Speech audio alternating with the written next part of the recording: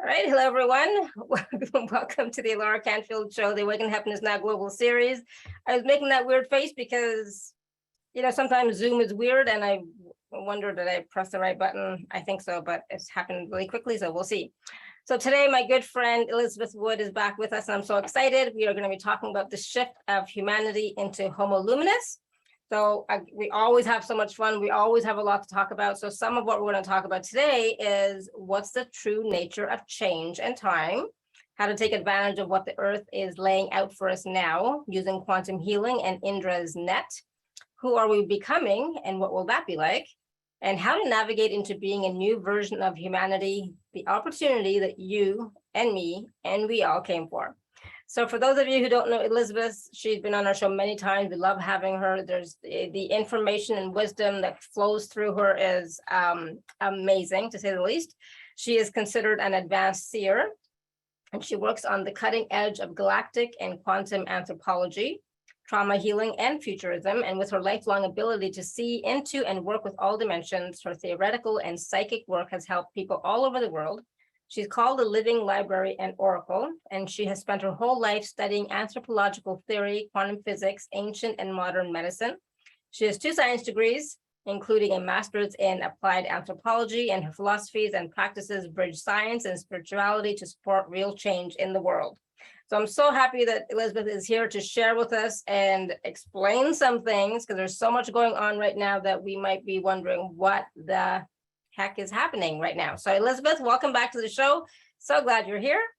Thank you. I'm glad we got to do it at the right time. It's always at the right time, right? Everything happens at the right time. Always. So I'm just going to say really quickly before we get into the whole thing, I've been thinking about you for the past couple of weeks, right? Because I know that you have like 2 science degrees. And this summer, I decided to go back to university to finish my degree. And one of the classes I'm taking is on neuroscience. And I'm like, after 25 years taking a course and I choose neuroscience, am I crazy? So, it's like, I was smart when I was younger. Now I'm not sure if I'm that smart, but it's like, oh my God, but it's so interesting. And so I'm really enjoying it. And so when I was reading your description again right now, it's like, just 2 degrees in science. Oh my God. Yeah, that's a lot. But it's worth our efforts, especially now, because science is never final. That's the point. It's a discovery process that works, and it works for humans. And so that's how I like to apply it to spirituality too. The science of spirituality is mysticism.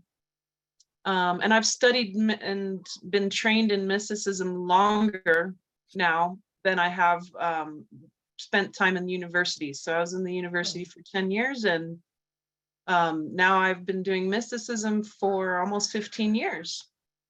Wow, time just flies by so fast. And the work that you're doing is something that is so relevant, and especially right now is when things are changing all the time. It's like we are in this massive and major flux, and it's kind of hard to even wrap our head around what is happening, right? What are we going through? What is the next evolution of humanity, the next evolution of us, and how can we navigate that with more ease and grace?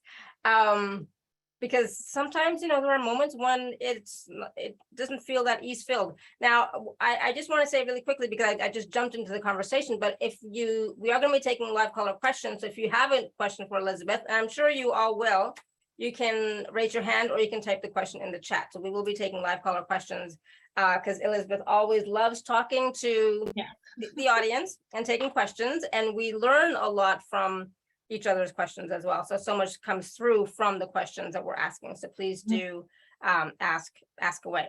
So Elizabeth, we are becoming Homo Luminous, but in the process of becoming Homo Luminous, what can we do, or how can we experience this change or gradual shift with more ease? It is gradual, but it's extremely powerful. And people, in order to do it well, you need to understand what's happening to you and what's happening to the planet. and the solar system and the galaxy. And this is astrophysics. So those of you who've heard me speak before, you've heard me often urge people to look carefully at what's going on with the galactic 12,000 year cycle. Mm-hmm.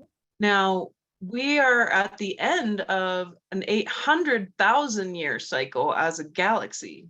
And so our planet and the galaxy have gone through 66 12,000 year cycles. So we're at the 66th. And the last time anybody saw a brand new human species was 800,000 years ago when Homo erectus became Homo sapien. And of course, there was a lot of other human species around, but because Homo sapien was far more advanced, we ended up pretty much through the ability to adapt while everybody else couldn't as easily, taking over simply because we happen to be more adaptable. And that is important because you are the child of the survivors of all of these cycles. And these cycles are broke up into bits and pieces too. So there's a halfway cycle. So 6,000 years ago, there was a big, huge shift too, but it wasn't as dramatic as the last 12,000 year cycle. When you look at the last 12,000 year cycle, like every single 12,000 year cycle, there's a big die-off because the electromagnetic field of the Earth goes into an excursion. It literally goes internal, it disappears. And that's exactly what's happening to you right now. So right now we're about almost 40% of our electromagnetic field is gone. And people right now, that sounds panicky. Like, what? How come nobody talks about this? Well, they don't want you to know.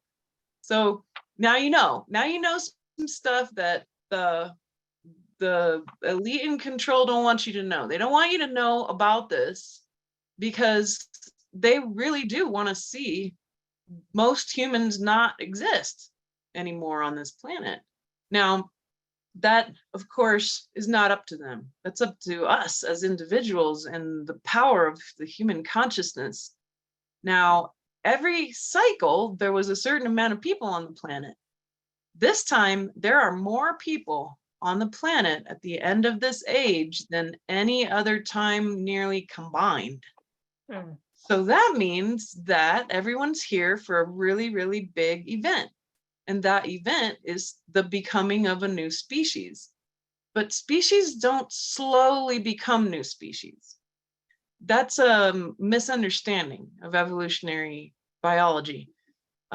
Stephen Jay Gould was able to show us how species actually become new species, and it's through what's called punctuated equilibrium. So there's these big events that happen very quickly, and it's because beings and species get put under a lot of pressure. And that's no different than what's happening now.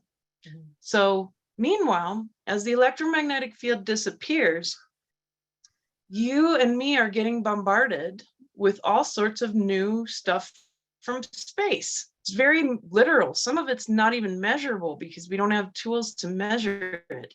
Some of it is. A lot of people, almost everyone I'm talking to all over the world right now are having trouble growing plants because they're either getting burned up in the sun, they're not germinating, they're germinating really weird. Some of them are starting to grow upside down instead of right side up. All of these are clues that that electromagnetic field is disappearing.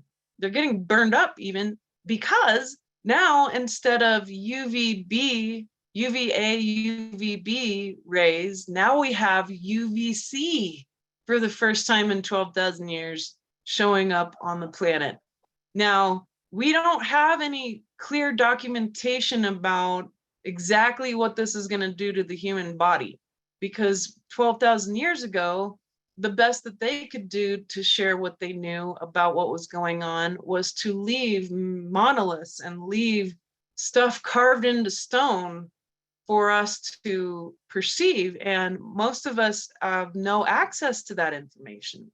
Unfortunately, my specific science, anthropology and archaeology, have been deeply suppressed. I think it should be honestly taught to, kindergartners all the way through all schooling about what is the human.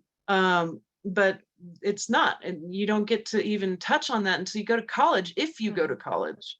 And most of the time, nobody even pays attention to that.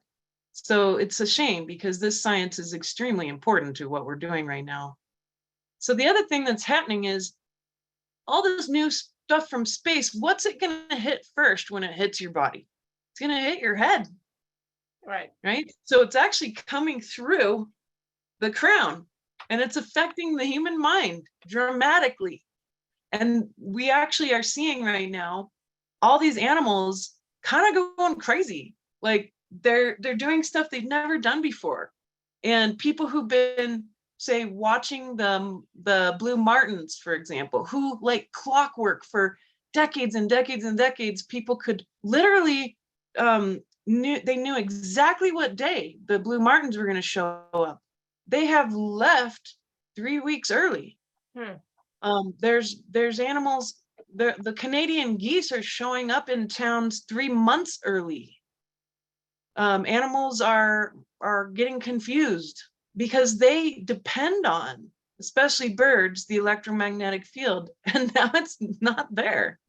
So you're going to continue to see more and more of this. But what's happening to humans is people are feeling overwhelmed. They are having more emotional outbursts. They feel out of control. They feel like they're absolutely going crazy. They are feeling like the temptations that they have are unbearable. They are going through depression and anxiety. Some people are starting to go back into addictive processes that they might have given up decades ago. The people's trauma is literally just pouring out of them because these energies are causing trauma to show up. And it's not just trauma that you can remember, it's all the stuff you can't remember too, and it shows up as physical pain. So the human body is going through the ringer. Now, this has been a pretty rough year. And I would say, yes, this has been happening for many years, but we've kind of crossed a threshold now where all this is starting to show up in a more dramatic way. We're coming up on that halfway mark. And we don't know exactly how fast this is happening, but we do know that this electromagnetic field disappearing is actually happening by an exponential rate. So it's happening faster and faster every day. And meanwhile, the Earth is actually spinning faster, literally. You can look every single thing I'm saying is written in peer-reviewed articles and worth considering to take a look at it so that you feel like you know what's going on. Part of what happens to folks is that this stuff freaks them out, and they want to keep their eye on the ball of the golden age, but there's a long road to get there, and that long road is going to be tough, and it is tough right now. It's tough for all of us. The economies, the structures, all the last vestiges of civilization as we know it that was all tied to the matrix is falling apart. Everything's getting revealed. This is what we've been waiting for. It's really called the great grand disclosure of human consciousness for a reason. Now, in January, there was what I was seeing, and many other seers were seeing this too. And I have like a group of other seers I really respect, and I learn from them, and we exchange notes. And usually every year there's a new wave of consciousness, and this one was unlike any we'd ever seen. This one was black, and that was disturbing at first, but instead of reacting, black doesn't mean bad. Unfortunately, when we say dark, black, evil, we think that these things are correlated. What it means is it's dense. So I'm like, what is this made of? And when I got closer and closer to it, it was made of dense consciousness. At first, it looked kind of evil, but even that's an illusion. When you really look carefully at what we might consider evil, it's really dense consciousness under pressure. So I thought, well, that's kind of the nature of what's happening right now. We're under more pressure than before. And so it started to come upon us. And it moved through the first 3 months, it moved through, and then it finally got to the heart on summer solstice in the north. And when it hit the heart, that hit the male power center. And this is not happening all at once. Like, some people are experiencing these things beforehand or after this wave of consciousness comes into the heart. So it's not like on summer solstice, all hearts are now being, transformed. Mhm. Well, some people were experiencing that like a month before that, and maybe a month later. And so as it's opened up the male power center, the heart space, the upper body, that is a huge electromagnetic part of your experience. And as it opens up the heart space, this is having a dramatic effect on whether or not people are feeling like they actually can make this transition, because it's really just started in many ways. It's just begun. So there's been a lot of choice points and people deciding, am I going to stick around for this? Am I going to use this? Can I make it through the trauma that my heart needs to remember? What happened to me personally is that my first 6 years of childhood, I mostly had blacked all of that out. And I grew up in Germany during the Cold War, and as a little psychic kid. And so I had completely blocked all of those memories out. As it hit my heart, I remembered everything. And it was rough. It's been rough. I'm still processing what I remember now. And it was so instantaneous. It was like a big, huge door got kicked down. Like it didn't just swing open. It was like busted down, police force style. So, now we're in the solar plexus, which is, we're just starting to come into the chakras of power. And now it's hit the solar plexus. So now it's like, what do you give your power to? What is the good stuff you give your power to? What's the stuff you shouldn't be giving your power to? And that's really key. And now, of course, you can always track this. And this is why understanding time is important. And most of us don't understand time at all. Time isn't, there are no timelines. And I'll describe that in a little bit. But the opening up of the power centers is actually really clearly showing up around us in politics and economics and in different ways. So notice that. And as it comes down into the deeper sea of chi, which is full of a lot of power and energy and flow, those things are going to get revealed. What flows well, what's going to stick around when it comes to flow and power, what's really beneficial for us to give our power to. Some of it we already have been, like, for example, in my little town, we're all starting to play around with the idea of local currency, which is far more stable than, say, a global currency and things like that. So people are like, yeah, okay, I'm willing to give my power to that. And then you're going to see it on grand global scales too, where power, like concepts of power are going to get revealed to be false, such as human-caused climate change. That's not real. And, doesn't mean humans don't need to clean up their act. That's absolutely true. And I would argue, don't focus on the climate change. We're going into an ice age.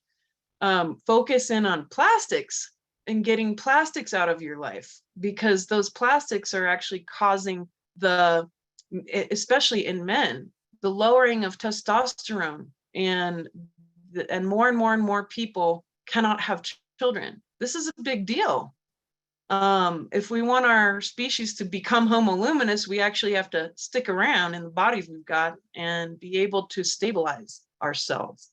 So a lot of these concepts will kind of get thrown out as, this had a lot of power over us. All these different politics, they believed these things were real, and they made political decisions and money decisions based on things that weren't real. And now that's going to crumble and reveal itself too. So then, it's coming into the root. which I find very exciting because the feminine is being asked to stand in their power. And most of the feminine out there, that's your power center. That's your center of balance, is your hips and your root.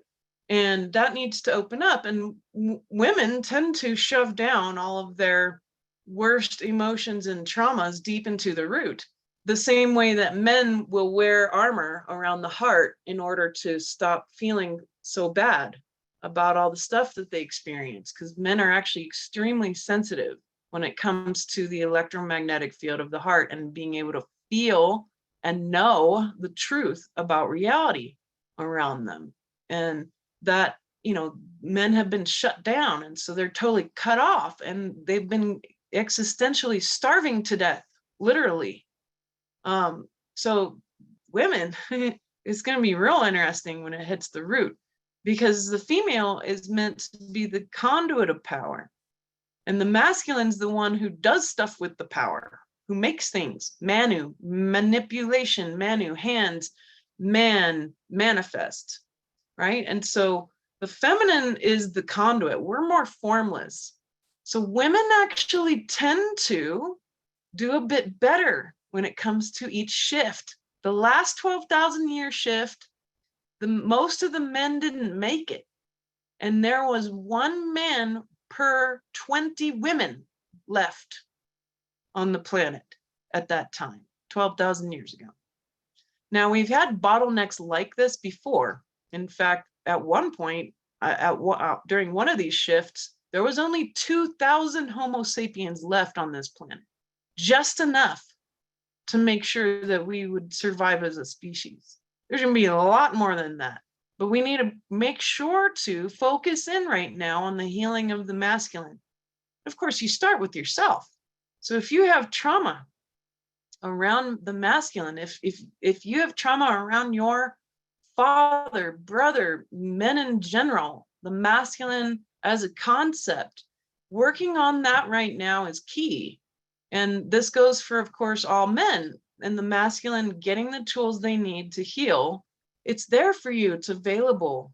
And in humility, the masculine is going to be able to be nourished and uplifted by the divine feminine, by the earth, and recognize that they are deeply needed and appreciated. So I tend to rail against any sort of knocking down of the masculine when they really need us the most. So the feminine is coming into power fully. And that's not going to look like a matriarchy. It's not going to look like women oppressing men. And the gateway for the golden age is a double door. And that door has to open together at the same time, not separately, right? The feminine part of that doorway can't open on its own and then everybody make it work. It has to open together at the same time. And that's what a goal in mind is that we need to focus in on. Now, when it comes down to it, to make this more comfortable, you need to be prepared. People tend to freak out about preparedness. They think of it as like an alt-right concept, and that's just not realistic. So I'm coming from a very professional vantage point because my family is all professional preparedness experts, and they teach governments and individuals and neighborhoods and churches this stuff. So my father and I actually worked together on helping people understand preparedness. Now, years ago, when I was talking about this, before most of this knowledge about the electromagnetic field and these changes was mainstream, easy to access, I lost more followers trying to teach preparedness than I did at any point in any of my career, because people said that I was fear-mongering. And now a lot of those people actually came back and they're like, oh my gosh, you were right. So preparedness is all about, what do you need if the electricity goes out for the day? And you got to think about the stuff that's going to happen in the future. What if there's a solar flare that hits the earth when we have no protection and knocks out the global electric grid? We're all set back into the Stone Age real quick. Do you have the tools and knowledge and places to go and connections that you need? And those are really important. but it can be very overwhelming to prepare. So you got to start with what's most likely. You see, at the end of every age, there's a long list of things that could happen. It does not mean that they will, but you need to know what that is. Solar flares are one of them. If you're on the coast, tsunamis and earthquakes and big waves and all of these things, these have been well written about for a very long time, and over eons and eons, about what happens. Our ancestors retained all of this in the magic of and the importance of story. And one of the other misnomers people have about our ancestors is that these stories were just stories. No, they weren't. And they were well kept by a class of people in every culture who you might call the priesthood or the priestesshood. And those were meticulously learned and passed down. And those people were highly educated, and they were treated as treasures because they were the ones who the elder would pass these down to the next priesthood or the next priestesshood in order to maintain the map in consciousness and the body map that was needed to survive. So our anthropologists know that actually leaning on these stories as actually giving pieces of truth that need to be understood and discovered, we found more archaeological sites over the past 20 years because we actually listened to those stories and we actually went to those places and we found that these things were true. So it's really key to recognize that that map is there for you. Even if you can't necessarily go find these stories easily and find exactly what to do, the map is in you. And the more you work on your trauma, the better. The more you work on your trauma, the more you'll remember. And you'll remember from a soul level, and you'll remember from a genetic level what to do. So let me give you an example. I'm always doing trauma work on my own self. And the more I do, the more I remember. And it's very, very clear, and it's exponential. So one of the things I've remembered are how to build certain technological things that I have never seen anybody build. So I've sat down and actually created blueprints for all of these different technologies, and I'm making prototypes and I'm testing them. And if they work, then I can give that as an open source prototype for people to experiment with, and then we can start to protect our food and our gardens with these really easy to make technologies. And this didn't come from space. This came from my soul's memory, because I was there at I tend to come here at the end of every age and be a cheerleader and be like, yeah, you can do it. That's my job. So, that's part of it. And that technology is coming through. And when you really look at it, it's like, wow, that's straightforward and it makes sense and it's going to work. Like, I know it'll work. I got to test it first. But when I test it, I believe wholeheartedly it's going to make a huge difference and save the food on my mountain and other people's places all over the world, so that we don't watch our food disappear. And that's key. You can't build society without food. And that's the number one thing, in preparedness, besides being aware of what's going on so that you're not going to be caught off guard by mysterious stuff. The other piece is always about food. So food, if you have enough food, then you can rebuild an entire society. And that's actually proven. It's a fact that all human culture is based on having surplus food. More advanced cultures had more surplus food. And it's just a nice, easy equation. The other piece I want to point out is emotional mental stability.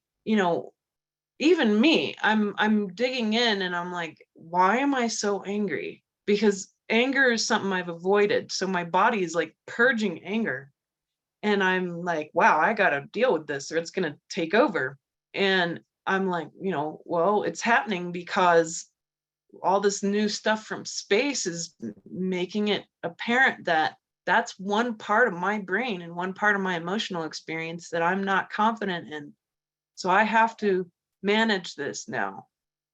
Before I would just avoid it, and I can't anymore. So it's very physical, and that's going to happen to you. If you avoid grief and sadness, that's going to come up big time. And it's going to feel overwhelming because the body's saying, I don't have time for this anymore. I need you to stand in your power. And your body's taking you on this journey. So you got to pay very close attention and don't let it take over. Really, really allow it to move through. Welcome it. It's just a frequency and it can't hurt you. But that's really key, to constantly be on guard for the overwhelm, making sure you put yourself in some time in, if you have to, take those well self-care days, do what you have to do so that you can stay stable. But most of the people around you are not going to be conscious of this. And so more and more and more people are going to look like they're just losing it. And that's why. It's because of these changes that are very physical. It's astrophysics coming to play. And every planet in our solar system is going through huge changes, massive changes. And that's proof that this electromagnetic wave, this galactic current sheet that comes around every 12,000 years, is here. So the last piece I want to point out to make yourself more comfortable through all these changes is to meditate. You have to still your mind. Pray, pray, pray, pray. It works. Still your mind. Be in a meditative state as often and as long as you can. Because what that does is long-term dramatic effects on the brain so that you can handle new energy. And that's what those folks who did survive the last shift, that's one of the things that they mastered. It was passed down through the priest and priestesshood, that prayer and meditation and worship and focus were going to get them through. And so we have to recognize that we can have faith in this higher power, this source God, this source field that is constantly urging us to become better and better and closer to that godlike state that we call enlightenment, or we call being holy, or we call that being, of course, one with God or Christ-like, or, every single religion, every single culture has a adage about what that means. And so dig into your personal understanding of that. That faith is key. It's full of grace, and grace is a real thing. Grace is the energy between all things. Grace is the thing that makes the inevitable happen. Grace is what time should really be called, because time doesn't exist. But grace, the ocean of grace that we navigate, does. And so I do want to get into describing time so that you can understand how time really works and have confidence that the reason why you're here is to be one of those people who makes it through this dramatic, pressurized, pretty messy experience of a shift, a 12,000-year shift. But I want to make sure that we stay on track. So, Alara, do you have any other questions before I get into talking about time? Oh, well, you've just shared so much already. It's like, it's amazing. And then I'm sitting here nodding, because, everything that you've been talking about is what we are all experiencing, me, personally as well.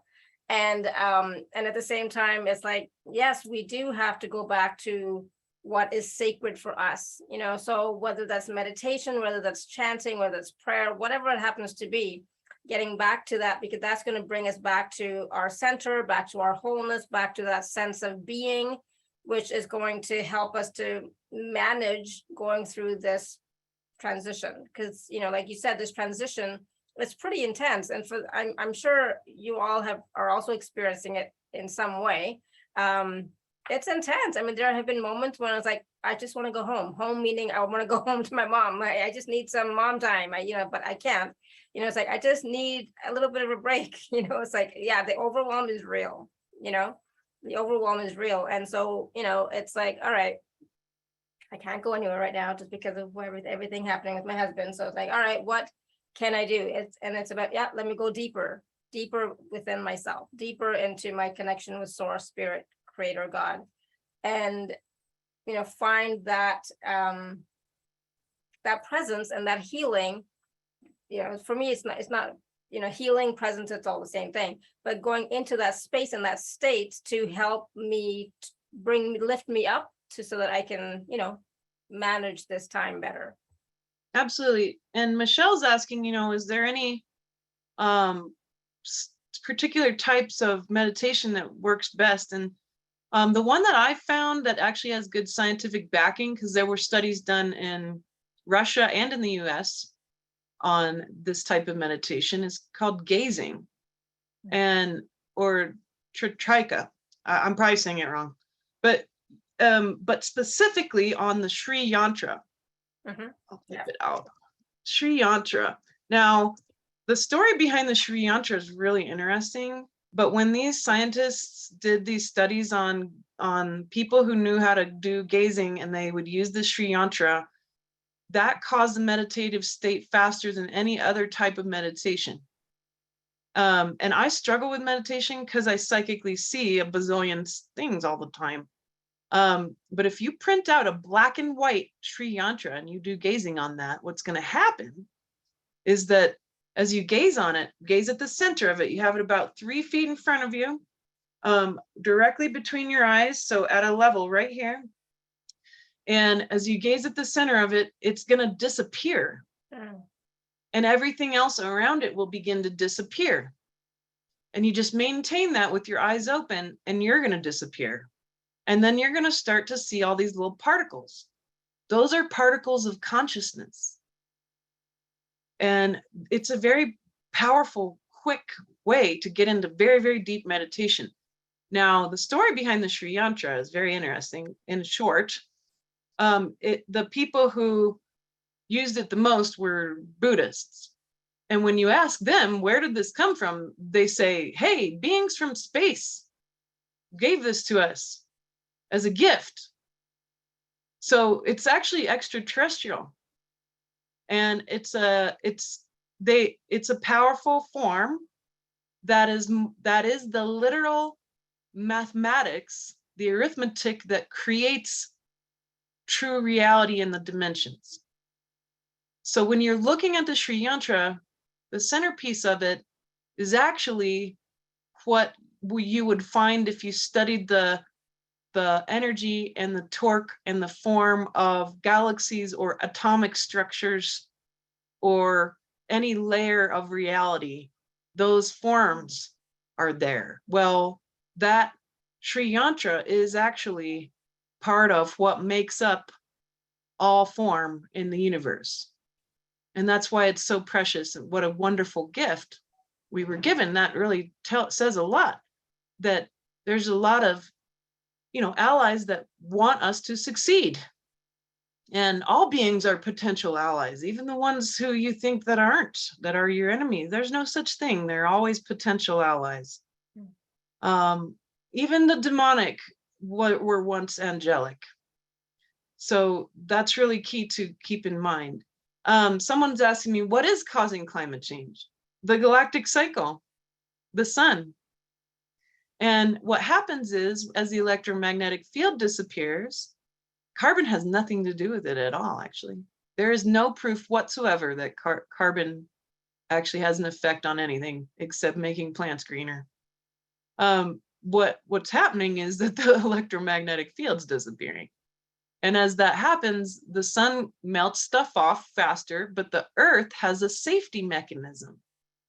And that cold water, that fresh cold water, it causes the earth to go back into a snowball effect. So we're going into an ice age.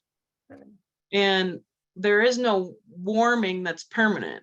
It's only temporary. And you need to rather prepare with better equipment for the coming snow, because there's going to be a lot for a long time. And that's not a bad thing. In this lifetime? Absolutely, in this lifetime. It's happening now. Watch what happens this winter. You'll see glacial-like temperatures in places that normally don't get that. I've had visions, and I don't focus in on the future, and I'll tell you why. But I've had visions about, I'm here in the mountains of southern Ecuador. We're on the equator. I've had visions of it snowing here. Right. So, and I believe it will. And in the vision, my hair was all white, and that's happening real quick. so, so yeah, again, if you want to learn more about this stuff from a scientific viewpoint and really, have somebody who's read all the science journals and keeps up on that, Ben Davidson at Suspicious Observers on YouTube is my go-to. I learned from him, and I learned everything I'm telling you is based on his studies, and he's cutting edge, and he fights with NASA all the time because they are not telling the truth, and that's really key. So I hope that this will help.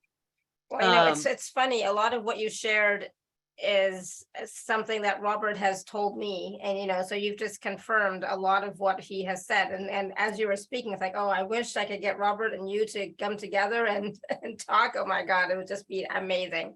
Because these are some of the things he tells me, and I'm like, are you crazy? Like not really crazy, but it's like I don't know. It's like, where is he getting this stuff? Wild.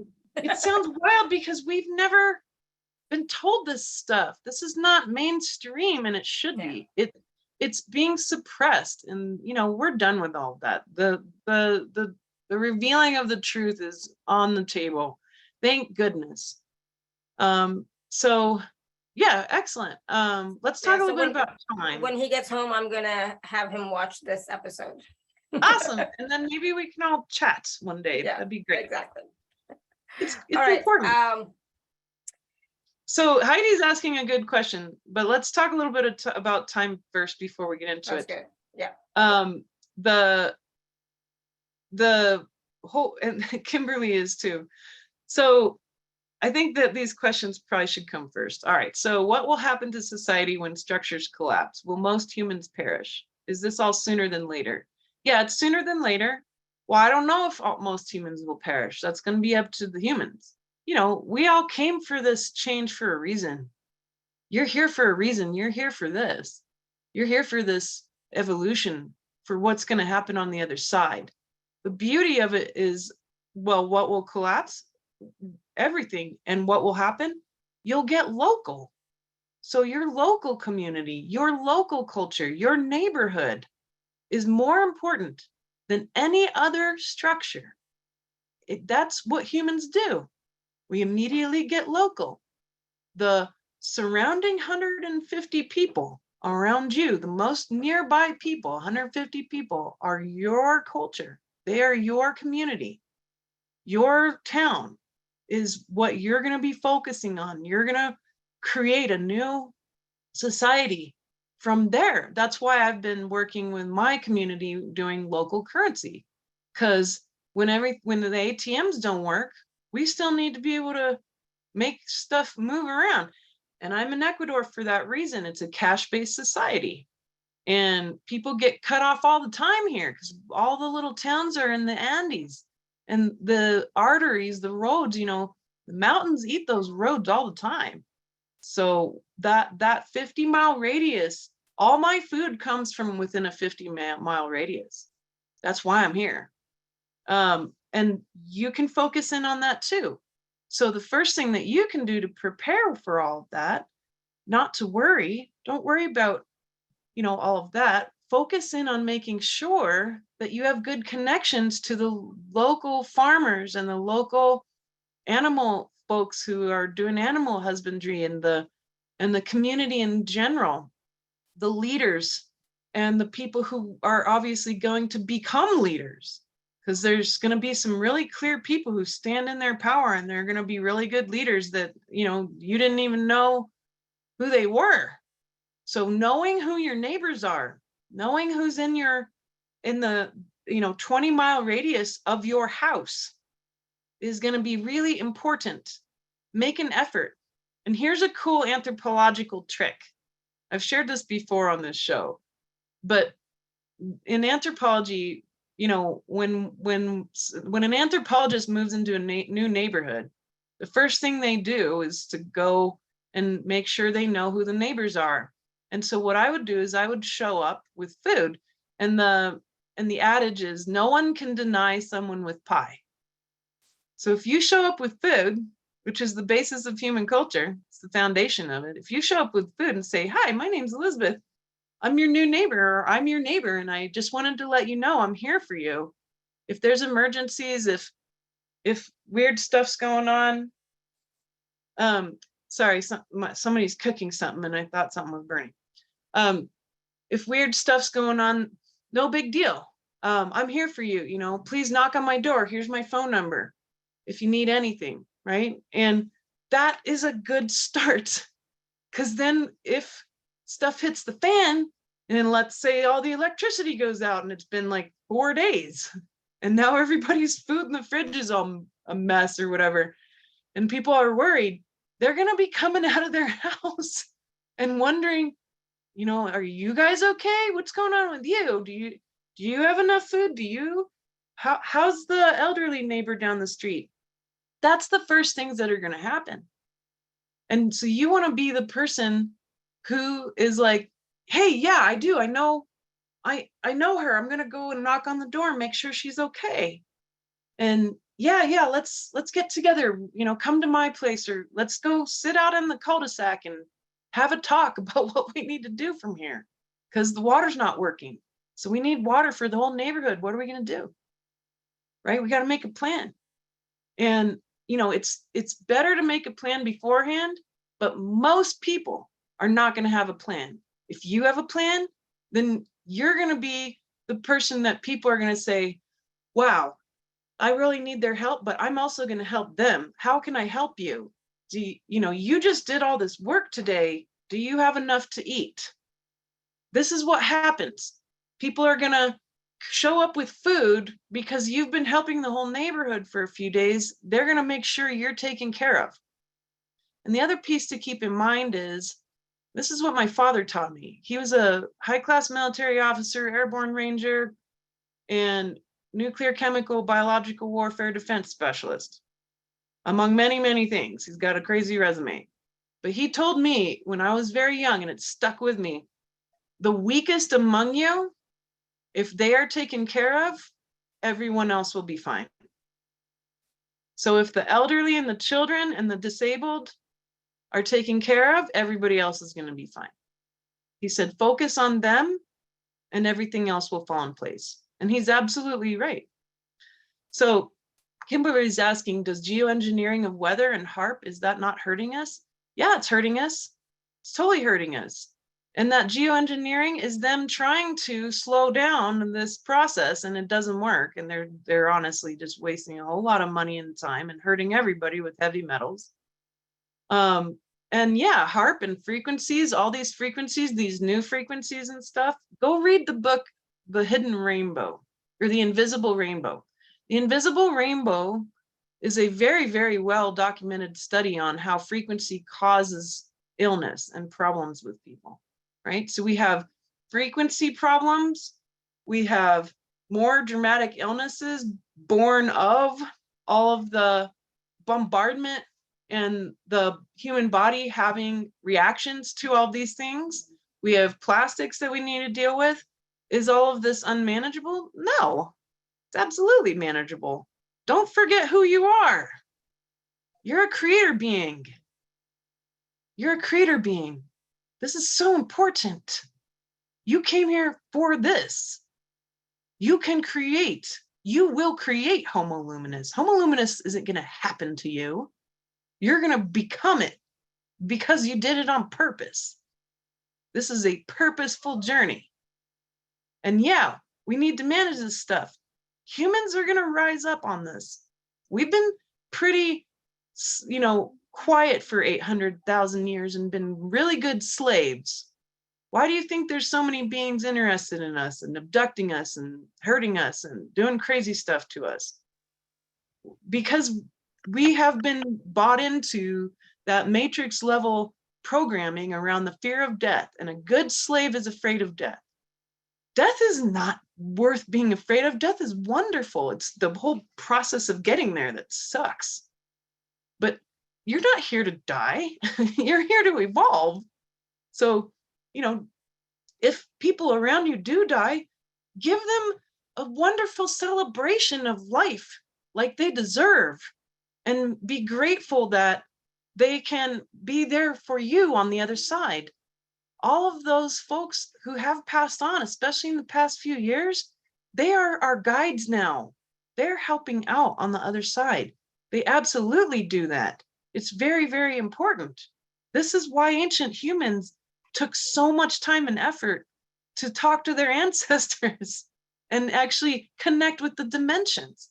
Look at the hunter-gatherers. All this is well documented in anthropological work, that humans of our ancient ilk spent an incredible amount of time getting guidance from those who crossed over. They would do anything for it. They even gave their kids psychedelics just so that those children could have a connection and make that permanent interdimensional connection. And they used it in a ritual context so that they could make that connection. You have it. It's through the heart. It's not going to be through your head. It's through the heart. So all of your family, all of your friends who've crossed over, that's because they were going to be able to do better work on the other side for you as you create Homo Luminous from the inside out. So that's really key. And people are suffering. Karen's going through a lot. There's drugs and violence around. There are no farmers. It's a large city. Then do your best to make connections to people who are outside the city. Just do what you can so that when stuff is like, this is clearly a problem, you have somewhere to go and that you're useful and handy. You're almost 60. You have a lot of information and know-how that needs to be passed down. Show up and volunteer on a farm and say, hey, I'll teach your kids how to make pies. Maybe they don't know how to make pie. I'll teach them. And I'd like to volunteer and I want to be useful. So volunteering is a really good idea right now. People don't do that anymore. It's sad. I used to volunteer throughout my whole entire childhood for disabled people and at the soup kitchen. So really key. And then that I'm probably gonna mess this up. No, I don't do psychedelics. Combo is DMT, and I don't need it. I already go to those dimensions. I already have access. I've never needed anything like that. And I don't need it. Some people do for lots of different reasons, but for me, I already have access to those dimensions, and I can teach you how to have access to them too. But those specific medicines, communions of the earth, they were used in ritual context by very specific people, and you need to be extremely careful how you use them. It's better to focus in on your ancestry. What did your ancestors utilize to get closer to God? And so if you're going to do a medicine like that, a natural medicine from the earth, combo is specifically from, you can get it from 2 different places, but the main place is from a frog in the Amazon. So that specific group had access to that medicine of the earth, and it's not really appropriate, honestly. This is my opinion. It's not appropriate for people who are not of that lineage to take that medicine. You're not built for it. But your lineage, they definitely were using something. So like my lineage is mainly Basque. So some of the survivors of Atlantis went up to the Basque country and other places. My ancestors are Basque and Scotch Irish, and they were all using psilocybin. So that's, if I'm going to do anything, that's what I'm built to take. It's what I'm built to receive. And they also had access to other things later on. But think about it in those terms. And if you're going to use medicine like those to get closer to and connect to dimensions and the ancestors and guidance and clarity and healing, then make sure you're doing it in a ritual context with someone who is not on the medicine as well, right? Some people, they go to a shamanic ceremony and the shaman's doing the same medicine as them. That's not safe. So make sure you've got a person who knows how to manage this medicine, how to protect you spiritually, physically, mentally, and emotionally while you're having a discovery process, knows how to prepare you way beforehand and how to follow up afterwards. So ritual context is vital for any utilization of any medicine of the earth, any communion of the earth. That's my key opinion on that. Penny's asking, are frequencies changes inhibiting plant growth or just changing it? How will we produce enough food locally? It's not frequency changes so much as that the electromagnetic field is pretty much 100% vitally important for all plant growth. And as the electromagnetic field is now 40% gone, plant growth is inhibited. Well, what do we do about it? You're right. If we don't have technologies to replace that field, we will have no food. That will be the number one thing that destroys humanity if we don't do something about it. What did our ancient ancestors do? That's why they built the pyramids. What do you think of pyramids for? Pyramid creates a gigantic electromagnetic field. There weren't 3 pyramids at Giza. There were 17, and they were all along the Nile.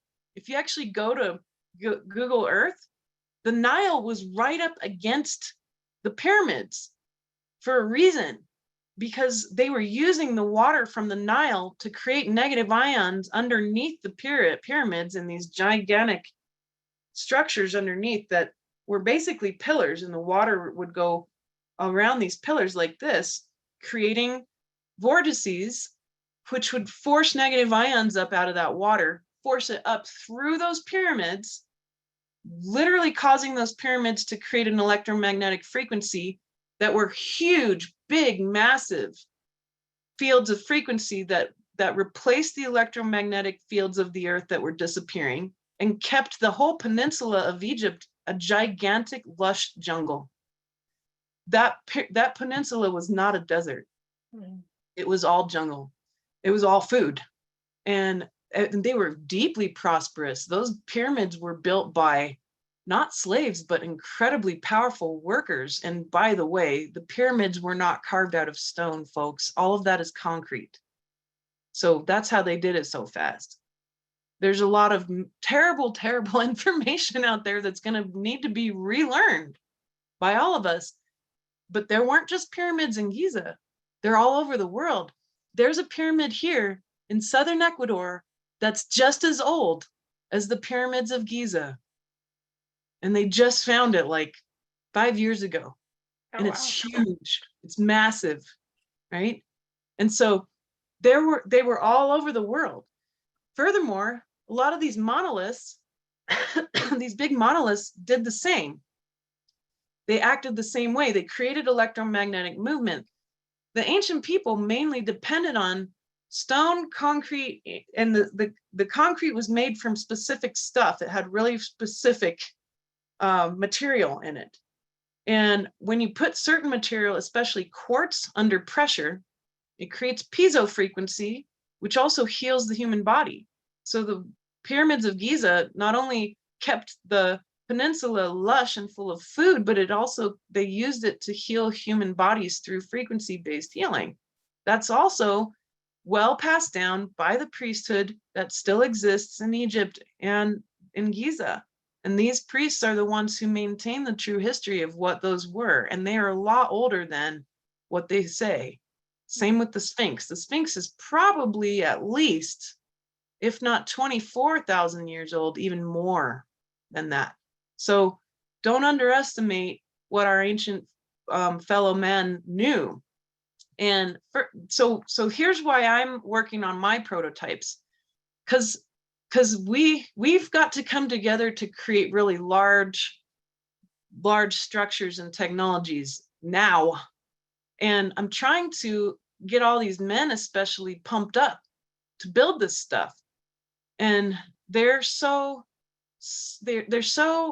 downtrodden. The masculine is they're suffering so much that they can't even imagine how important what they're able to do is, let alone do it.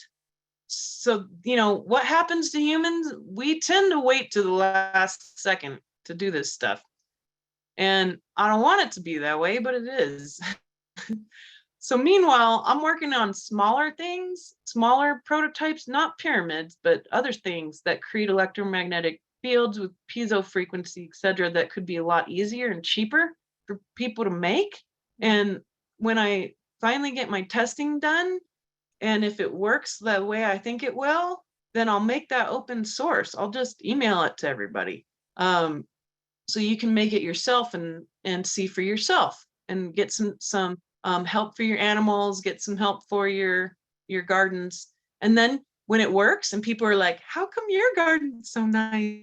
You can be like, you need to build this stuff and it's cheap. Let's do it together. And then more and more and more people, that'll spread around. That's my hope, is what's going to happen. Awesome. So that's kind of where we're at. And this is really key. Yeah, I think, Karen's saying that she's often volunteered. I'm so glad. That's amazing. And yeah, try to find a farm. I don't know, get online and get onto some of these farming communities that are at least around you, right? And say, hey, who needs somebody to come out? Do you come into town? Do you come into town every once in a while? If you do, maybe I could come and help you out for a day or something and come grab me, right? Because you don't drive. And there's got to be a way, right? To make outside the box. Yeah. Yeah, you got to think outside the box. Yeah. Mm-hmm. Yeah. All right. So the importance of the medicine too, you're quite right, Jill. These things don't always help you get to the bottom of stuff. So trauma healing on a daily basis as a skill is absolutely key. All right, so we got to talk a little bit about time here. And why? Well, because people are really confused.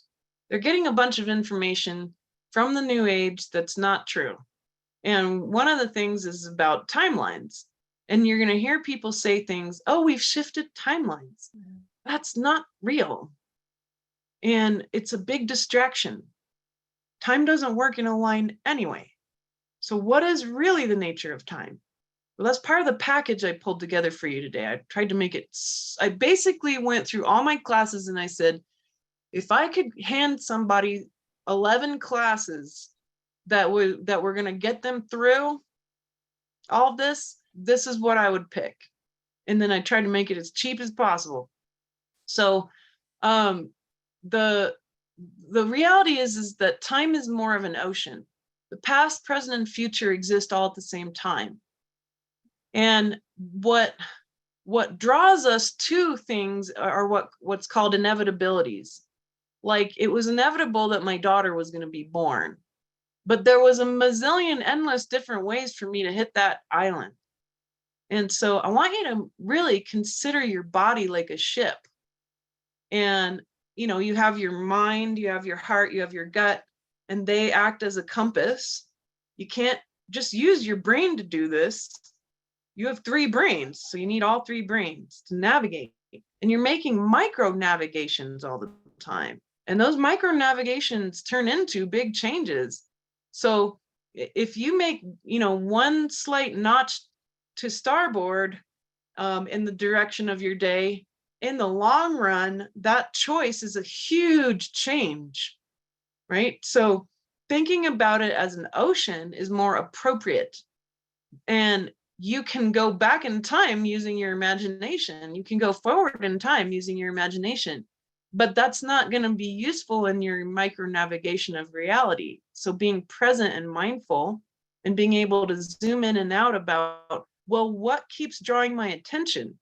That's what those gravity fields are, those inevitabilities. Gravity works in tandem with the electromagnetic nature of time-space, in that it acts as a giant ocean, and those gravitational inevitabilities pull you towards them. And they're very spherical in that there's an endless number of ways for you to access that point in reality. And you can drive around that island all day, but one way or another, you got to hit that beach. And the sets of micro choices you make all day long are going to either get you there faster or slower. So in order to, and here's the deal, there's this really, really, really big inevitability on the horizon. That's what we're calling Homo Luminous. If you're in a body right now, you're being drawn to this one way or another. And I'm not the only one who's come up with that term, Homo Luminous. There's many, many seers over the past 50 years who've used that term. That term came to us as one of those proofs that timelines aren't real, because all these people all at once started to use that term, and they didn't have any contact with each other, because human consciousness is also its own ship, right? We're in a bigger boat called humanity on Gaia, and we're headed towards this inevitability called Homo Luminous. And that island is so big that we have to hit it. But it's not going to be easy to do it, because human consciousness isn't at the same frequency. Everyone is traumatized. We've been traumatized for 800,000 years. So some folks are more traumatized and scared and cut off than others. And then there's a whole bunch of folks who are like kind of trudging through it, getting through the baggage, you know, getting access to all these dimensions. And that's another piece. You know, your human body has 12 light bodies. You have access to 12 dimensions all at once. We're not going from the 3D to the 5D. That's another terrible lie. The 5D's never gone anywhere. And why wouldn't the 3D be just as important, or the first and second dimension for that matter? They are just as important. It's a big open floor plan. Your job shouldn't be to shift from one dimension to another. That doesn't make sense, because you already have the whole house. Your house isn't separated. Those dimensions are all one big, huge room.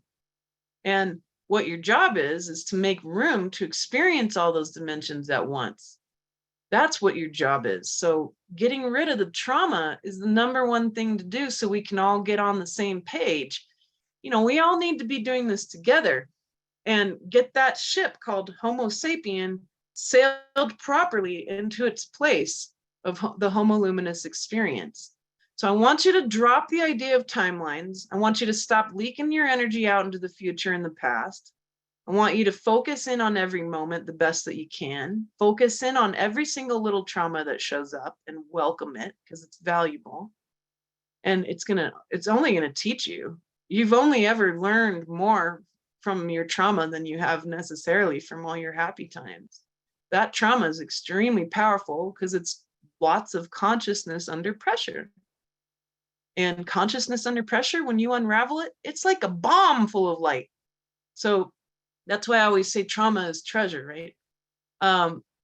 Yeah, so that's really key here. When it comes down to it, you are a creator of this. And the more that you work on yourself right now, the better your community will be able to move together towards these inevitabilities and actually connect with them quicker. So there will be pockets of people all over the world who will enter into this Homo Luminous state faster than others, but that's going to create an exponential effect on global human consciousness. So this is a global phenomena. We're all in it together. We're all creating it together. The more we work on ourselves, the better it is for everybody else. It literally, physically, technically raises the vibration of consciousness around you, right? And as that happens, then you are going to be taking part in what's so important, the creation of, and you creating on purpose, this experience of the Homo Luminous. And then, you know, in a moment, I want to talk about what's that going to look like? What is a Homo Luminous experience going to be like? Is it going to be very much the same, or what's going to be different exactly, right? But I just want to connect with you again, Alara, and make sure we're on track. I think so. I was looking at what we were going to talk about today, and the only thing I don't think we talked about is the Indra's net. Ah, yes. Using So quantum that's healing, actually, which we understand, but This actually ties deeply into this concept of the ocean of reality instead of time, right? And this is why I say the first and second dimension are just as important as any others. The first dimension is the singular point of your consciousness, right? And the second dimension is the relationship you have with all other singular points of consciousness. But remember what I said to you, when you do gazing on the Sri Yantra, how everything will disappear. And then you'll start seeing particles. That is Indra's net. And those particles of consciousness make up all reality. That means that everything is conscious. My cup is conscious, my desk, my necklace, my body, every single strand of hair on my head is conscious. And that's what we know as the source field, right? So from the first dimension, which is really close to that 0 point source field that's very still, all reality moves up through that by the will of what we call the divine will. And divine will creates all those points of consciousness, and they move and they have a trajectory. And their trajectory is based on what's called asymmetry. Everything in the universe, everything moves inside the universe because it's asymmetrical. So that consciousness, it seems individuated, but the minute it leaves the field and moves through dimensions of reality, it is heading back home. It's heading back to the source field. And while it's having this both experience of individuation and experience of oneness at the same time, this is another problem with our thinking. We keep thinking that there can only be duality or non-duality. Well, no, they both exist at the same time. And all reality is dual because half the dimensions of consciousness have duality in them and half of them don't. And they both, this oneness and duality exist at all times simultaneously. It's that fact that creates asymmetry, because you're not always perfectly balanced between those two things. 99.9% of the time, your pendulum swinging. One day you feel totally separate from everything, and the next day you feel really one with everything. And so that asymmetry is what creates movement in reality. Of all things, my body moving is due to asymmetry. There's a whole long list of polarities that cause the human body to move, right? So when you come from the first dimension and that first moment of individuation occurs, you still feel one with all things, because then you enter into relationship with all other points of individuation. That's what Indra's net is. It's a relationship between all points of consciousness, and they happen on all layers of reality. So on your skin right now is a whole community of little bugs, literally, that think that you're a planet, basically, and they don't know, anything else but your body as a planet. And then even deeper and deeper, you're going to find, again, more and more faceted layers of these individuations having relationships with bigger and bigger things. In fact, there are beings whose bodies are made of galaxies. They're called galactics. And they, we're a little bitty human being on a planet might as well just be an atom in comparison to how big these beings are. So you're part of a body of something too. You're part of the body of Gaia, and the Gaia is part of the body of this galaxy, and that galaxy is part of the body of a bigger being. And that's how it works. And so the second dimension is key right now because it's wide open. It's asking you to use it to connect to other humans beyond this technology. It's wide open because this technology that we're using, this internet right now, may or may not last. We hope it will. I do. I like computers. But that's the thing. The human body technically doesn't need it to be able to connect with people beyond. and to be able to actually connect with information. You don't need Google. You have your body connecting to Indra's net. Every single answer is available to you if you're willing to ask. So the process I want to share with you today is how to access that. Well, you kind of got to fall backwards into it. It's kind of like a net that you let catch you, right? And when I look at it, it actually looks like the flower of life that's behind Alara's head. And that's what it looks like. And it also takes on movement and forms that look like the Sri Yantra, but in like a 3 and 4D shape, and even a 5th dimensional shape too. The ancient people knew all of this. They wrote about it. They called it, you know, the tesseract, and all these different kinds of structures that are making up the connections that we have on Indra's net. And so when you fall back into it, you know, you just got to relax. You don't have to be in a meditative state necessarily, but then you have to ask. And this is the thing, you got to get good at asking questions in this case. So you have to ask the source field, hey, show me all the people who are of a like mind and frequency right now on this planet. And if you feel alone at any point, just ask for that. Because suddenly there's going to be this huge, massive amount of people that you can feel. But here's the cool part. If you're an empath, this is going to be more comfortable. It's actually the relationship with others you've been looking for. You won't feel all their drama and trauma. You'll feel their soul.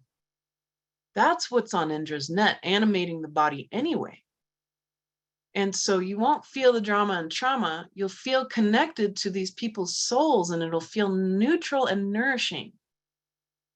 So that's key. And as you do that, then you can start asking questions like, well, I've always wanted to know this, and present it to the Indra's net and wait, because the answers will arise, and they're not going to come from the head. They're going to come through the heart, and they'll arise. And you'll be like, wow, I know the answer. How did I know that? Well, that's what's so cool about being human, is that you have access to all these things, right? And as an advanced psychic seer, as an oracle, I have the expert ability to work with that source field and ask the right questions. I don't know anything. Elizabeth doesn't know anything. You know, I got a master's degree. The thing I learned the most is that I know nothing, nada. I spent a lot of money to figure out that I don't know anything. It was precious. I wouldn't trade it for the world. But that's the deal. I know how to get out of the way, and then I just ask and it arises. But for me, because I've had practice and it's part of my mission here, it's instant. For you, you're going to build your skills on this. This is a muscle. Every dimension, it's like a muscle. You got to get really good at feeling one and feeling individuated all at the same time. And you got to get good at connecting to Indra's net, just like you got to get good at navigating the 3D or the dream world, or understanding all possibilities like the 5th dimension, etc. So this is where we're at right now, and why Indra's net is so important, because we need that to get the whole ship called Homo sapiens to their destination. We're not going to do it by physically knocking on doors and demanding people get their shit together. We're going to do it by connecting to Indra's net and continuously finding answers. And when you build that muscle, it does so on behalf of all other consciousness. Just like a waveform, you know, when you ask a question or when you offer information out there in Indra's net, it creates a wave through consciousness, and it affects all of humanity when you do this stuff. So this is why you need to keep thinking of yourself as one with all of humanity all the time, and how everything you do affects human consciousness. Mm-hmm. But also that's that responsibility of the creator being. And it's the individuated state alongside the oneness state at the same time. So thank you. I'm glad we me too. We covered that. Yeah, that was great. I want to take the questions from Sarah and Rebecca and Catherine, because they've been waiting for a long time, if that's okay. Please. So Sarah, Hey, you want to unmute yourself? Well, I so much appreciate you pronouncing my name correctly. I'm not sure why, but it's just such a nice acknowledgement. Um, Here's my question, Elizabeth. We're doing all this stuff. We can talk about meditation. We can talk about falling back into Indra's net and all that. But when we come up in our lives with situations that are made impossible because we are trying to be in this state, as you may know, because we correspond, I just did a trip to Israel as a rabbi educator, and I was talking to people not only about the things that were pertinent and were presenting themselves on the trip, but also, about what you are talking about and what we are here to do and what the transition is, in hopes to help people deal with, all the tumult and difficulties right now. And I got fired. Yep. Because of being a mystic as well as a rabbi, because I wasn't just doing the regular thing. So if you try to bring this to people, and I am still pondering and quandering whether I should be writing those people a letter because of the agreement that we had when I went into the work, and I really feel betrayed because the one of the leaders just kind of couldn't handle it. And the other thing is, so if we're trying to get the work out in the world and then the people we're around can't deal with it, that's one thing. And the other thing is, I just spent the last week in agony. This is the first morning I could swallow when I woke up. I had so much pain in my body. It wasn't any particular illness. I couldn't even lie down. I had so much pain. All I could do was like stand and lean against a counter. Some of the worst pain I've ever had, and I've been hit by cars. So, and then it moved all over my body. And today's the first day I could swallow when I woke up. Any insight into how we do this practically in the body, as we say in Jewish, tachlis, like getting down to brass tacks? How do we do this in the world? Yeah. Well, this is the issue with being such a grand prophetess as you are. And I fall back on, well, what did all these folks do?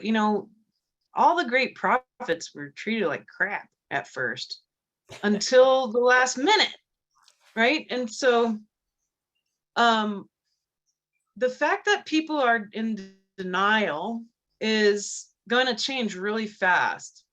So my only answer, and occasionally I experience the same where people just really can't handle what I'm saying, is to stand your ground and be available to them when they finally figure out that you're right, because it's happening. And the last minute, they're going to be the ones who said, dang it, Sarah was right. And then they're going to call you. And yes, you should stand your ground when it comes to the contracts. Absolutely. But I would also just understand that most people are not ready. And it's too bad, because it's their own doing, because they have something to learn about what's going to happen and all this pressure that they're going to be under. They really need to learn about something. And it's not necessarily up to us to find that out for them. But,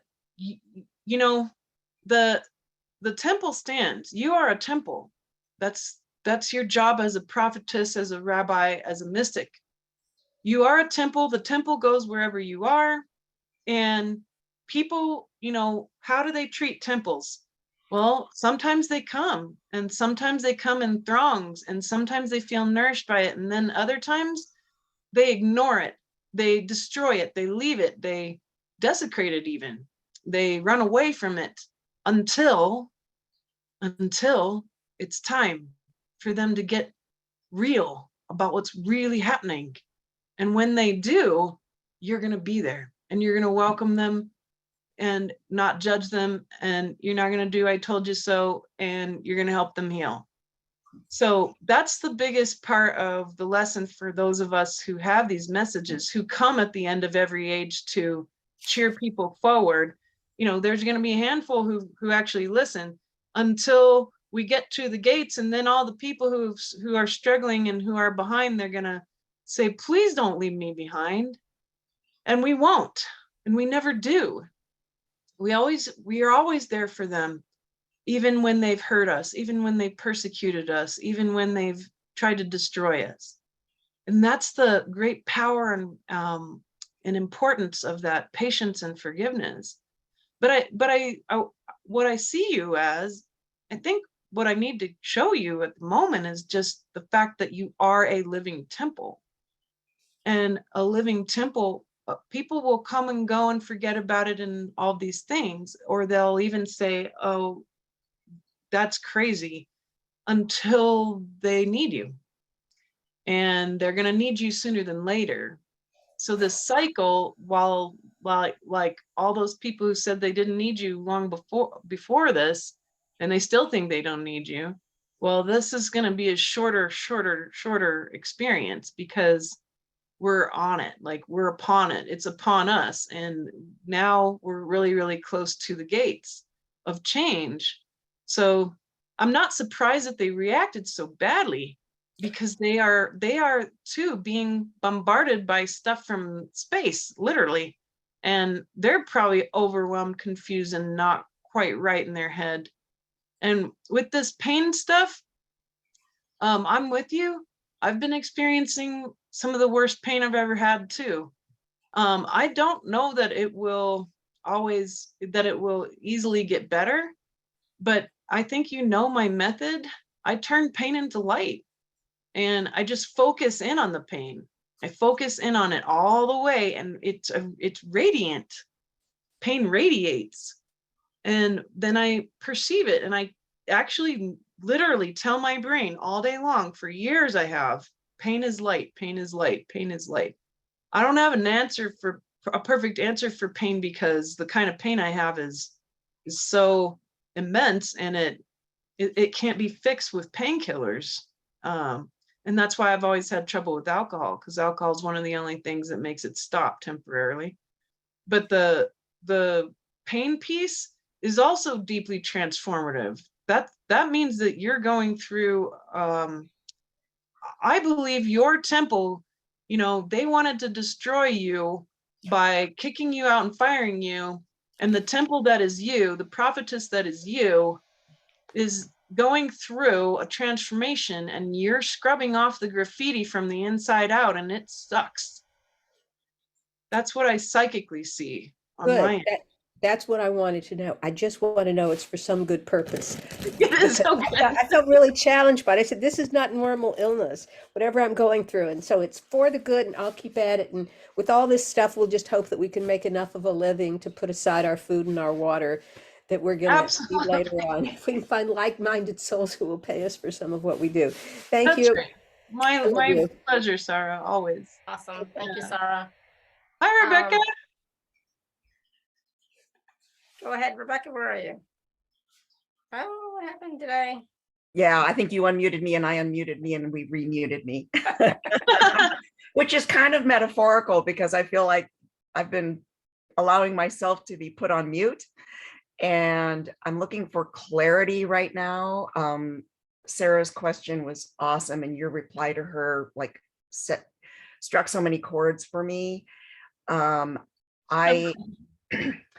This has been one of the most difficult phases of my life, and it has been triggering tons of childhood trauma, like reliving the same kinds of dynamics as my childhood. And I'm wanting to maximize the experiences so that I can move forward.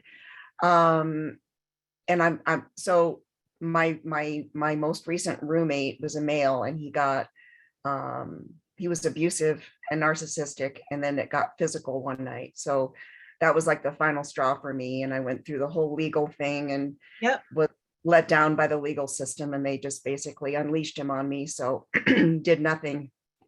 So I left the apartment in really short order, and now I'm staying with a girlfriend, and then gonna go stay with a guy friend for a while. And I don't know whether I should try to find like my forever home, where I dug up all my flowers and stuff and have them in pots at a friend's house, or whether I should just find something like 6 months or a year, just get settled, get back to my work, which is I have a message about forgiveness and transformation.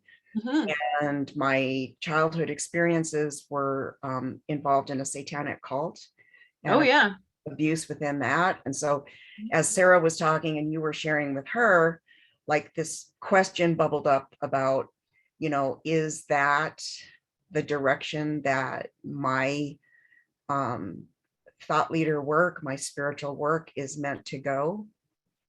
Yes, it is. And it will turn into a methodology, and it, you know, it already is to a certain extent, a methodology that's going to be really important and necessary for people.